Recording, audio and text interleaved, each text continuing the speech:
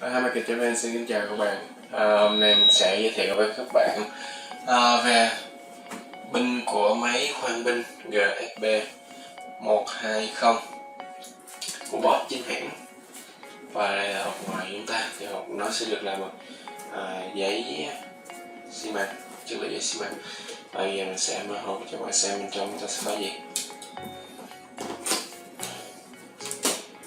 Nó sẽ có một giấy ngoài để giúp là khi mà bạn di chuyển xa thì nó sẽ không bị va đập làm ảnh hưởng tới pin chúng ta. Và trong cái máy này, cái hộp này của pin sẽ có thêm một quyển sách. Đây là sách hướng dẫn sử dụng khi mà các bạn sử dụng pin của máy Bosch, pin 12V, pin LIệN. Đây, bạn xem logo của Bosch được khắc trên đây, là được in trên đây luôn. Và mã của nó là 1607A3504A. Và đây là cái mã vạch của nó được sản xuất tại Malaysia. Đây, mình rất là đẹp, bạn thấy nhìn này.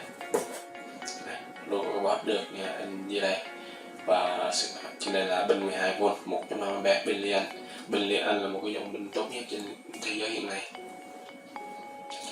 Đây, trên đây là sẽ có đầy đủ thông số kỹ thuật của nó. Bạn hãy xem GBA 12V 150A. Đây là tên của nó. Đây, bạn xem rất là đẹp này. Ngoài là bằng nhựa rất cao cấp, cầm rất là chắc. Và là phủ bằng lớp nhựa rất là đẹp, màu rất là đẹp luôn, nhìn thôi cực kỳ chuẩn. Và thì mình đã vừa giới thiệu với các bạn về pin của máy khoan Bosch GSB 120. Cảm ơn các bạn đã xem video.